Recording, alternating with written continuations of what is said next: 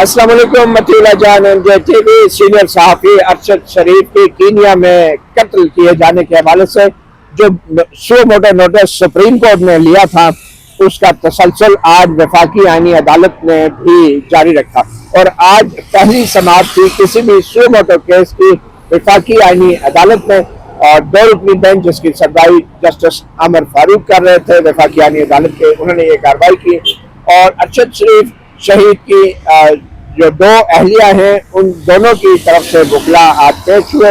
उनमें से जो पहली अहलिया है एडवोकेट इमरान शफीक, उनकी तरफ से पेश हुए। अफसोस इस बात का है कि आज की कार्रवाई भी एक रस्मी कार्रवाई निकली और किसी किस्म के कोई ठोस दलाइल नहीं हुए, किसी किस्म के कोई अहकामात नहीं जारी किए गए और ये मामला अब एक बार फिर दिसंबर के तीसरे हफ्ते में, आखिरी हफ्ते में, बल्कि सर्दियों की छुट्टियों के बाद तक मौखर कर दिया गया है। आज जो कार्रवाई हुई उसके हवाले से हम जानेंगे। आपको ये बताते चले कि अरशद शरीफ शहीद की वालिदा की वफात हो चुकी है। वो इंसाफ के लिए पुकारती रही हैं। मुल्ज़मान को उन्होंने नामजद किया, उनकी एफआईआर नहीं काटी गई। जिन गवाहान के नाम दिए कि उनसे तफ्तीश की जाए, उन मुल्ज़मान से तफ्तीश नहीं, उन लोगों से, उन गवाहान से तफ्तीश नहीं की गई। और आज पहली समाअत थी अरशद शरीफ शहीद की वालिदा की वफात के बाद और आज भी ये कार्रवाई महज एक कागजी कार्रवाई रही और आईनी अदालत के दो जजों ने आज बैठ के इसको एक रस्मी कार्रवाई के तौर पे सुना और एक नई तारीख दे दी है। 3 साल हो चुके हैं, वफाकी हुकूमत मुकम्मल तौर पे नाकाम है कोई भी पेशरफ दिखाने के लिए। और आज वफाकी हुकूमत की तरफ से additional attorney general Aamir Rahman जो पेश हुए, उन्होंने महज इतना बताया कि जो म्यूचुअल लीगल असिस्टेंट है, जो दो ममालिक के दरमियान ऐसे जराइम की तफ्तीश के लिए ताउन दरकार होता है, उस हवाले से एक मुआहदा जो है वो साइन हो चुका है, मगर उस मुआहदे के ऊपर मजीद कार्रवाई कुछ भी नहीं हुई और 3 साल गुजर चुके हैं। एडवोकेट इमरान शफीक साहब, पहले तो मैं आपसे ये जानना चाहूंगा कि आज 3 साल बाद जब हुकूमत की तरफ से additional attorney general Aamir Rahman पेश हुए तो उन्होंने क्या बताया? देखिए, मैं आपके सवाल से पहले एक बात आपको बताना चाहूँगा, वो ये है कि बुनियादी तौर पर मैं वकला के उस तबके से ताल्लुक़ रखता हूँ जो इस आईनी अदालत को गैर आईनी अदालत समझते हैं और मैं पेश नहीं हो रहा था इस अदालत में। आज चूँकि मामला ऐसा था कि साफ़ी अरशद शरीफ साहब का कत्ल का मुकदमा था और ये पहला सू मोटो केस था जिसको उन्होंने टेकअप किया हुआ था, जो पहले से चला आ रहा था। मैं सिर्फ इस बात को एक्सपोज करने के लिए कि ये अदालत किस तरह कार्रवाई पहले आईनी बेंच में चलती रही और आज भी इस अदालत में क्या होगा, कोई ये ना कहे कि अरशद शरीफ का मुकदमा हम अदालत में सुनना चाह रहे थे और कोई वकील ही हमारे पास पेश नहीं हुआ कि हम इस मुकदमे में कोई बहुत बड़ा इनकलाब लेकर आ जाते और मुजरमों को कैफरे किरदार तक पहुंचा देते और मरहूम को या उसकी जो वालिदा है जो आज वो भी मरहूम हो चुकी है इस मुकदमे को देखते देखते, उनको हम इंसाफ देने की पोजीशन में है। तो ये एक्सपोज करना बहुत जरूरी था और वरना उम्मीदें मुझे भी इस अदालत से इतनी थी जितनी आपको और बाकी लोगों को है। और जो उनकी वालिदा जो मरहूम हो गई 3 साल वो इंतजार ही करती रही। तो एक तो ये बात है। दूसरी बात है कि हुकूमत ने क्या बताया? एडिशनल मैं बता रहा हूँ, अटॉर्नी जनरल ने ये बताया कि MLA का जो हमारा एग्रीमेंट था वो साइन हो गया है और अब हम उससे आगे बढ़ेंगे। एग्रीमेंट साइन होने की जो मुद्दत वो बता रहे हैं सितंबर के महीने में और 12 सितंबर से लेकर आज दोबारा दिसंबर आ गई है। इस अरसे में भी MLA साइन करने का मकसद क्या था? Mutual legal assistance. हाँ, उसका मकसद ये था कि आपने जो JIT बनाई रखी है वो JIT जो है वो कीनिया जाएगी, कीनिया जाकर बयानात हासिल करेगी, शवाहिद हासिल करेगी, उनको रिकॉर्ड का हिस्सा बनाएगी और उस पूरी दुबई जाएगी। वहां से यानी सुप्रीम कोर्ट ने ना एक हियरिंग में आज से 3 साल पहले की 2023 की इनसे एक सवाल किया, 3 सवाल बनाए। पहला सवाल बड़ा पर्टिनेंट था। उसने सुप्रीम कोर्ट ने कहा, 5 रुपये बेंच उस वक्त का जो था जिससे सू मोटो लिया था उमर अता बंदयाल की सरबराही में, उन्होंने कहा ये बताइएगा कि ऐसी क्या सर्कमस्टांसेस थी और इतनी बड़ी तादाद में उसको कैसे कंपेल किया गया कि वो अरशद फारूक मुल्क छोड़ने पर मजबूर हुआ। अरशद शरीफ वो मुल्क छोड़ने पर जो है वो मजबूर हो गया। पहला उनका ये सवाल ये था। ये बेसिकली इस कत्ल से रिलेटेड सबसे अहम बुनियादी सवाल है। दूसरा सवाल उन्होंने ये किया, अच्छा ये देखिएगा JIT देखें कि दुबई से वो क्या सर्कमस्टांसिस थी कि जिन्होंने दुबई को भी उसको छोड़ने पर मजबूर कर दिया, वो कौन लोग थे जो दुबई में भी उसको रहने नहीं दिया और वहां से उसे कीनिया जाने पर मजबूर किया गया। फिर कीनिया में जाके जहां, क्योंकि मतीला जान साहब, कीनिया में तो सिर्फ वकूआ हुआ है, इस्तेमाल हो सकता है कि हाथ जो है वो कीनिया के पुलिस वाले का हुआ हो, लेकिन उसके पीछे प्लानिंग, उसके पीछे डायरेक्शन, उसके पीछे मकासद, उसके पीछे फायदा उठाने वाले, उसके पीछे जो भी वो पूरा होगा मुहर्रिकात, वो सारे तो पाकिस्तान के हैं। समझे, ये ऐसा ही है कि ये कत्ल पाकिस्तान का है। और इसमें एक और जो चीज है, जो FIR में खुद जो है वो हुकूमत यहाँ के जो FIR है उन्होंने अपनी मर्जी की काटी है, उसमें भी जो नाम है वो मतलब पाकिस्तान के रिलेटेड लोग, पाकिस्तान से रिलेटेड हो गए, वकार, खुरम। अच्छा, उनकी वालदा ने एक दरख्वास्त में, लेकिन ये जो आपने कहा कि 3 सवाल पहली समात में किए गए थे, इनके जवाब आज तक हुकूमत ने दिया कि नहीं? इनके जवाब नहीं आ रहे। वो कहते हैं JIT बनेगी, हमारे पास, उनके पास एक एक्सक्यूज थी 3 साल तक कि म्यूचुअल लीगल असिस्टेंस हो जाए, तो हम, उनकी दूसरी वाइफ ने एक दरख्वास्त दी थी कि यूनाइटेड नेशन से तहकीकात करवा दें, यूनाइटेड नेशन से रब्ता कर लें, बहुत सी ऑप्शन है। इन्होंने कहा नहीं, हम यूनाइटेड नेशन के पास नहीं जाएंगे, कीनिया हमारा दोस्त मुल्क है, हम दोस्तों को नाराज नहीं करना चाहते, हम उनके साथ म्यूचुअल लीगल असिस्टेंस करेंगे। अब 3 साल बाद म्यूचुअल लीगल असिस्टेंस होगी, पहले तो 6 महीने तो मेरा ख्याल है ये म्यूचुअल लीगल असिस्टेंस इस बुनियाद पर डिले होती रही कि सदर साहब के पास दस्तखत के लिए पड़ा होगा, वो दस्तखत होंगे। पिछली समात में ये एक्सक्यूज आई थी कि 2 महीने से पड़ा हुआ है, सदर साहब के पास वो दस्तखत करेंगे, उसके बाद ये समात आएगी। इसमें जो बात जो की जा रही है कि जो JIT है, उन्होंने कहा जी 47 उनकी मीटिंग्स हो चुकी हैं, वो जो काम यहाँ पे उन्होंने करना था, यहाँ पे केस जो है वो रखा हुआ है। 173 की रिपोर्ट्स के हवाले से कुछ बात हुई थी कि वो उनकी कुछ तफसीलात जो है वो हमारे साथ शेयर करें, तो उस पर क्या कहा एडिशनल अटॉर्नी जनरल ने? उन्होंने कहा जी हम नहीं दे सकते इनको, हमने बार बार कहा कि आपने फैक्ट फाइंडिंग रिपोर्ट हमारे साथ शेयर करें, हमने दरख्वास्त दी हुई है, कानूनी तौर पर वो लेकर आए चीजें सामने, आप छुपा के रखा हुआ है आपने। उसके बाद जो है वो गांव के बयान, जज साहब, फाजिल जज साहब जो बलूचिस्तान से जो रोजगी खान साहब हैं, उन्होंने कहा 161 का बयान देने में क्या हर्ज है, आप वो दें ना, आप वो क्यों नहीं देते हैं इनको, वो सारी चीजें दें, आपने आज तक इन्वेस्टिगेशन क्या की है वो दें, सामने आए, यानी हर चीज आपने खुफिया रखी हुई है।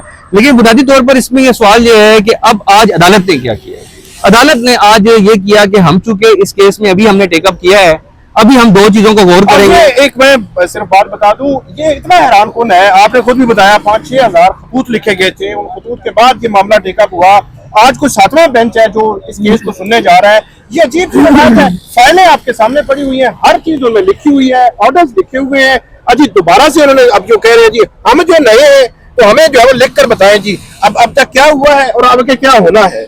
और एक और बात जो जुडिशियल कमीशन के हवाले से आपने की, जुडिशियल कमीशन, और यही आमिर फारूक साहब, मुझे याद है कि Islamabad high court chief justice से इन्होंने कहा था कि मामला सुप्रीम कोर्ट में, तो हम जो है वो जुडिशियल कमीशन वाले मामले को नहीं छेड़ रहे, ये सुप्रीम कोर्ट तय करेगी। कमीशन हुकूमत के बनाने का इख्तियार था, लेकिन इसमें उन्होंने लिख दिया था बाद में कि वो जुडिशियल कमीशन इनाम अमीन मिनाज साहब ने कि हम कोई ऑर्डर नहीं दे रहे क्योंकि मामला सुप्रीम कोर्ट में। अब तो वो वाकई आईनी अदालत में खुद हो गए, तो वो आपने जुडिशियल कमीशन की, मैंने आज उनको कहा कि आपका अपना ऑर्डर है जो सुप्रीम कोर्ट के 5 रुकनी बेंच का है कि इस मामले में अगर हुकूमत प्रोग्रेस नहीं करती जल्दी तो हम जुडिशियल कमीशन बनाएंगे। और ये इस ऑर्डर को भी गुजरे हुए 3 साल गुजर चुके हुए हैं, 2023 का ऑर्डर है, ठीक है। अब कम से कम अपने ऑर्डर पर ही अमल कर दें और जुडिशियल कमीशन बना दे। वो उन्होंने कहा नहीं, असल में अब MLA हो गई है, अब MLA को देखते हैं क्या हो जाए। हमारे सामने आप जो भी बात करें ना, जब अदालत आपको ये कह देना कि हमने फाइल पढ़नी है, फैक्ट्स देखने हैं, अभी हमारे पास पहली दफा केस आया है, तो आपकी एक फिर लिमिट होती है। अच्छा, आप कहते हैं आप देख लें पूरी फाइल को। फिर उन्होंने अटॉर्नी जनरल को कहा कि अच्छा हमें ना फैक्ट्स बनाकर दे दे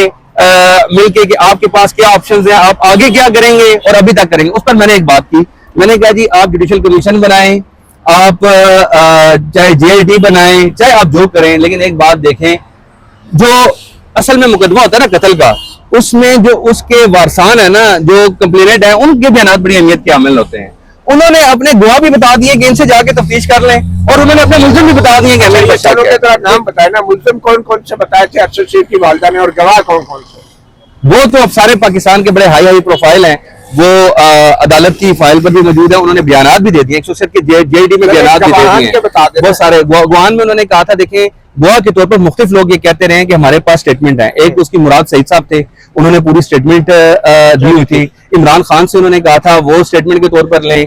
अच्छा, इसी तरह उन्होंने, क्योंकि उन्होंने उससे कहा, सलमान इकबाल साहब के गालबन उन्होंने उसके बारे में कहा। 5-6 नाम हैं जो उन्होंने दिए, जो बड़े हाई प्रोफाइल नाम हैं, जो मुख्तलिफ औकात में ये कहते रहे हैं कि अरशद शरीफ ने हमें बताया था कि फलां लोग जो है मेरी जान के दर पे हैं और मुझे इन लोगों से खतरा है, तो वो उनकी वो पूरी तफसीलात है उनके पास, वो सारी मौजूद थी। साबिक आर्मी चीफ भी थे और हाँ, सारे थे सारे। अच्छा, इसमें एक चीज आपने ये कहा कि जो उस वक्त इफेक्ट फाइंडिंग की रिपोर्ट थी वो ऑफिशियली पब्लिक नहीं हुई, तो आपने कहा था कि हमारी जो दरखास्त पड़ी हुई है कि ऑफिशियली उसको पब्लिक किया जाए या फैमिली के हैंड ओवर किया जाए। उस पर आज एडिशनल अटॉर्नी जनरल ने पहली दफा अरशद शरीफ की फैमिली पर इल्जाम लगाया है, अरशद शरीफ की फैमिली पर इल्जाम लगाया है कि जी मुझे जो है ना बोलने दे, मैं नहीं बोलना चाहता, लेकिन बोलते बोलते वो कह गए कि हमने इनको दी थी रिपोर्ट, पब्लिक इनकी तरफ से हुई है। देखिए, अच्छा, मतलब ये लीक हुई है। अच्छा, एक फायदा किसको हुआ है? एक रिपोर्ट के लीक होने का फायदा ये हुआ है कि वफाकी हुकूमत ने कहा कि जी कीनिया की हुकूमत नाराज होगी, आज भी कहा है, आज भी कह रहे हैं जी वो जो जब से जी वो फैक्ट फाइंडिंग एक बड़ी अहम बात है, बड़ी अहम बात इसमें सारे में इंसाफ की तरफ आए जरा। इंसाफ का इंसाफ ये है कि वो फैक्ट फाइंडिंग रिपोर्ट है ना, वो जिन लोगों के खिलाफ है ना, जी जी, ठीक है, या तो आपने उनको कटहरे में खड़ा कर दिया होता, ठीक है, उस पर अमल दरामद कर दिया होता। आप रिपोर्ट पब्लिक तो हुई नहीं, वो ऑफिशियली कभी भी नहीं हुई, और उसके कंटेंट ही लोगों को पता चले हैं। और फैमिली पर इल्जाम इसलिए गलत है कि अब वो वालदा, उनको पहली बात है रिपोर्ट मिली नहीं उनको कभी भी, ठीक है, कभी रिपोर्ट आई नहीं है। ये जो नाम जिन्होंने रिपोर्ट बनाई थी वो तो अदालत की ऑर्डर शीट का हिस्सा है। सबको पता है कि हुकूमत ने ऐलान किया था कि हमने इन दोनों बंदों पर मुश्तमिल फैक्ट फाइंडिंग रिपोर्ट बना दी है, उनकी कमेटी बना दी है, तो वो कमेटी के नाम ही है, सबको पता है। अब वो रिपोर्ट चूंकि जो जब वो आ गई मीडिया पे हमें उससे पता चला, तो वो सबको पता है कि वो उसमें जो मंदरजात हैं वो हुकूमत को सूट नहीं करते थे उस वक्त की, वो उन्होंने लिख दिए। और उन्होंने कह दिया कि जो मीडिया में जो चीजें आई कि उन्होंने बता दिया कि उसकी कत्ल के मुहरकात और असबाब क्या थे, उन्होंने खुलकर बयान कर दिया, वो सूट नहीं करते जो IF से। आप ये बताएंगे अगली तारीख क्या हुई है और नेक्स्ट प्रोसीडिंग में क्या होना है, हुकूमत से क्या मांगा गया है? हुकूमत को तो ये कहा गया है कि आप इन वकला के साथ भी अगर बैठना से चाहें तो बैठ जाएं, वरना हमें कम से कम वो रोड मैप दे दें कि अभी तक आपने क्या किया है और आगे आप क्या करना चाहते हैं। वो सारे एवेन्यूज दे दें, 2 सफ़ों पे दे दें, 2.5 सफ़ों पे, हम उसको पढ़ लें, हमें पता हो कि हुकूमत कहाँ खड़ी है, क्या खड़ी है, ताकि हम उसके मुताबिक आगे चलें। 10 दिन के बाद की तारीख दे दी है, 17 तारीख है गालिबन, और 17 तारीख को वो हुकूमत रिपोर्ट जमा करवाएगी और उस पर रिपोर्ट पे बहस होगी। फिर वो रिपोर्ट पे बहस होगी, वो छुट्टियों के बाद होगी। तो वो अभी तो अगले 1.5 महीने तक तो ये हुकूमत की रिपोर्ट है, क्या करना चाहती है और उसके बाद है। मैंने एक और चीज में बड़ी हैरान हुई कि पिछले 3 साल और 1 माह हो चुका है आज जो है वो अरशद शरीफ शहीद जो है उनको शहीद किया गया कीनिया में। उसके बाद जो सबसे बड़ी इस मुल्क की अदालत है वो उस हुकूमत से पूछ रही है जिस हुकूमत ने आज तक कुछ नहीं किया। मैं कहता हूँ 0 प्रोग्रेस है, सिर्फ वो एक फैक्ट फाइंडिंग रिपोर्ट, वो भी उस वक्त प्रेशर था, वो गए और वो पब्लिक हुई, पता चला, कुछ लोग एक्सपोज हुए, हुकूमत एक्सपोज हुई, उसके बाद इन्होंने 0 प्रोग्रेस है। और उसके बाद अब वाकई आईनी अदालत उससे पूछ रही है हुकूमत को, बताया जी हम क्या करें, वो बना देना, जुडिशल कमीशन बनाए। देखिए साकिब, मेरी तो ये राय है और इमरान साहब आप शायद इससे इत्तेफाक ना भी करें कि जो हमारी अदलिया है, जो हमारी सुप्रीम कोर्ट के तमाम जजेस साहिबान हैं, चाहे वो जस्टिस उमर ता बंदयाल थे चीफ जस्टिस, चाहे वो काजी फैज ईसा थे, चाहे वो काजी फैज ईसा के बाद आने वाले चीफ जस्टिस याहिया अफरीदी हैं, चाहे ये आईनी अदालत है, चाहे आज की ये जो कोर्ट थी, ये सारे इयानतकारी कर रहे हैं। रियासती इदारों के ऊपर संगीन इल्जाम है और हुकूमत संजीदा नहीं है अरशद शरीफ शहीद के कातलों तक पहुंचने के लिए। ये वो सहाफी है जिसको ईवान सदर के अंदर सदारती तमगा हुस्ने कारकर्दगी दिया गया था। एक तरफ आप कौमी अवार्ड देते हैं इंसाफियों को, बाद में जो है आप पे इल्जाम भी रियासत के इदारों पे लग रहा है। आप ये क्यों कहते हैं मतुल्लाह जान साहब कि आप इत्तेफाक ना करें? मैं तो सारी वो बातें हैं जो आप कह रहे हैं सबसे इत्तेफाक करता हूँ। इसमें एक और चीज, सारे इत्तेफाक करने वाली बातें हैं और ये पूरी कौन इत्तेफाक करती है। आज जब मैंने अदालत से बात की, एक और अहम बात, ये तो इस केस को दफनाने के चक्कर में ना उन्होंने कहा जी सू मोटो का हमारा इख्तियार है भी है कि नहीं है। नया सवाल चीज जैसे आमिर फारूक ने, और इस पर 15 मिनट की 15 फारूक साहब 15 मिनट की इस पर बहस, 20 मिनट की इस पर बातचीत की उन्होंने कि सू मोटो हम ले सकते। अब मैं सवाल इस पर, इतनी बड़ी बुनियादी सवाल है, आप माशाल्लाह इतने साफत कर रहे हैं, सुप्रीम कोर्ट के पास इस केस में 5000 दरख्वास्तें आई हैं। जी जी जी, ये सू मोटो कहां से हो गया? 5000 पाकिस्तान के शहरियों ने पब्लिक एट लार्ज का इशू है ना, पब्लिक एट लार्ज डिटरमिन करने के लिए 5000 से ज्यादा दरख्वास्तें कम तो नहीं होती, वो आई हैं। आप उन दरख्वास्तों में से किसी एक पर नंबर लगा देते जी जी, तो ये सू मोटो तो नहीं बनती थी, ये तो बेसिकली कॉन्स्टिट्यूशन पिटीशन बनती थी जो लोगों ने फाइल कर दी। सिर्फ ये है, एक होता है फॉर्मल कॉन्स्टिट्यूशन पिटीशन फाइल करने का, वो आपके लंबे चौड़े फॉर्म फिल करके वो करते हैं, वो एक प्रोसीजर तरीकाकार है। दूसरा तरीकाकार है आपके पास दरख्वास्त आ गई, दरख्वास्त पर आप नंबर लगाएं और उसको कॉन्स्टिट्यूशन पिटीशन के नाम से आप करें। ये सू मोटो का केस नहीं था। इमरान साहब 3 साल बाद ये आईनी अदालत अपने आप को कहते हैं, ये सवाल उठा रहे कि हमारा अख्तियार समाअत भी है या नहीं। ये यही कह रहे थे ना यही कह जस्टिस रहे आमिर फारूक। और जब उनको एहसास हुआ कि वो क्या कहते हैं पकड़े गई है उनकी बात कि ये जज की तरफ से आज ये सवाल थे, तो उन्होंने फौरन जो है आपके साथी वकील के ऊपर डाल दिया। तो ये वो सवाल था जो इनके दिल में था, जो मैंने पूछ लिया। ये कोई बातें करने की 3 साल बाद आप बजाय इसके कि आप दलाइल सुने, फैसला दे, हदायत दे हुकूमत को, आप हर तारीख पे कह देंगे कंसाइज स्टेटमेंट दे दें जो पेशरफ्त हुई है, फिर उस स्टेटमेंट के ऊपर हम बहस करेंगे। इंतहाई अफसोसनाक। फिर एक और मैं बात करूंगा, बड़ी इंपॉर्टेंट है कि आमिर फारूक साहब मोहतरम है, अब वफाकी आईनी अदालत के जज बन गए हैं, खुशी होगी उनको। लेकिन मसला ये है अरशद शरीफ की जो वाइफ है वो वहां पे रोस्टम के करीब मौजूद थी, या दूसरी वाइफ भी रोस्टम के करीब, उनके साथ थोड़ा सा लीनियट व्यू, थोड़ा सा मेरे ख्याल में बंदा जरूरी नहीं होता को गुस्सा ही होना है। उनके साथ जो कुछ हुआ है, फैमिली के साथ जो कुछ हुआ है, उनकी वालदा के साथ जो कुछ हुआ है, उनकी वालदा इंसाफ के लिए जनाब इंतजार करते करते इस दुनिया से चली गई है। और वो रोस्टम पे आके अगर अपने वकील से मशवरा कर रही है हल्का फुल्का, आप आराम से कह दें कि आप पीछे जाकर बैठ जाए, बाद में आप मशवरा कर लीजिएगा। उनको गुस्सा करने की क्या जरूरत है? नहीं, उनको ये कहा कि आप ये समाज से पहले आप मशवरा कर लिया करें, आप इधर क्या करिए, जाए जाके बैठ जाए। मैं समझता हूँ मतलब एक बंदे को आप इंसाफ नहीं दे रहे, आप में इतनी हिम्मत नहीं है कि उसको इंसाफ दे और उसको डांट रहे हैं। मेरे ख्याल में जो वफाकी आईनी अदालत के कोई जजेस है ना, वो अभी भी अपने आप को एक हाई कोर्ट का और सेशन कोर्ट का जज समझ रहे हैं। उनको ये पता ही नहीं है कि आईनी अदालत क्या होती है, आईनी अदालत के जजेस का बर्दाश्त का मादा कितना होना चाहिए, उनके मैनर्स क्या होने चाहिए। और एक खातून, एक बेवा जिसको आप 3 साल से इंसाफ नहीं दे सके, आप उसे झड़क रहे हैं खुली अदालत में कि आप पहले मशवरा किया करें, जाए जाके पीछे बैठ जाए। ये कोई तरीका नहीं है, ये कोई तरीका वफाकी यानी अदालत के एक जज का भी नहीं है। अनबिकमिंग ऑफ अ जज कि आप एक खातून बेवा से जो विक्टिम है आप उसको झड़के दे रहे हैं, इंसाफ तो उसे दे नहीं सकते और आप उसको बातें सुना रहे हैं।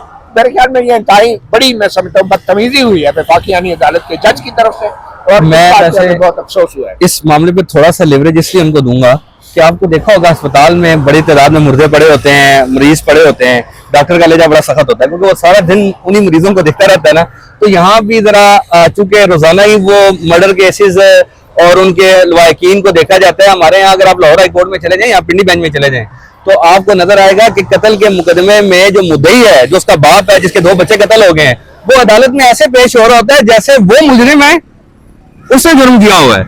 और वो ये अदालतों का एक मिजाज बन गया है। बहरहाल इसको थोड़ा और अताई डॉक्टरों में फर्क होना चाहिए। बहुत शुक्रिया इमरान शफीक, आपका मतीला जान MJ TV और साकिब बशीर को इजाजत दीजिए। अल्लाह हाफिज।